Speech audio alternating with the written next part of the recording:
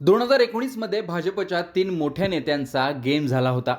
3 नेते मंत्री होते, भाजपच्या कोर कमिटीत होते. त्यापैकी विनोद तावडेंचं तिकीट त्यावेळी कापलं गेलं.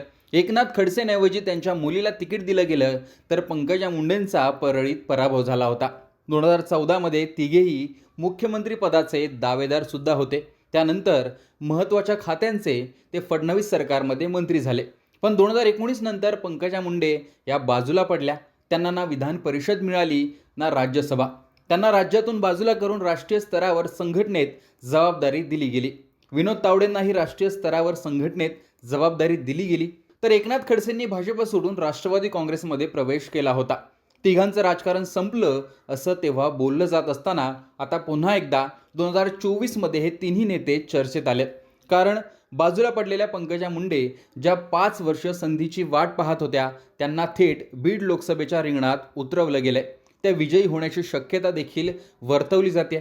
दुसरीकडे विनोद तावडे तर सध्या देशात भाजपच्या केंद्रीय नेतृत्वाकडून जे निर्णय घेतले जातात त्या निर्णय प्रक्रियेत आहेत. पक्षात कोणाला घ्यायचं याचा निर्णय सुद्धा विनोद तावडेच घेतात.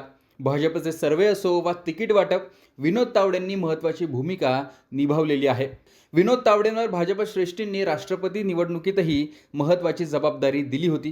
ती त्यांनी चपलकपणे पारही पाडली होती. त्यानंतर तावडेंवर बिहारच्या सत्ताकारणातही महत्त्वाची जबाबदारी ही पक्षाकडून दिली गेली होती. ती देखील त्यांनी तितक्याच चपलकपणे पार पाडली होती. आणि सध्याच्या लोकसभा निवडणुकीत देखील केंद्रीय स्तरावर ते महत्त्वाची भूमिका बजावत आहेत. आणि एकनाथ खडसे ज्यांनी भाजपला सोडलं होतं, आता पुन्हा ते घरवापसी करणार आहेत.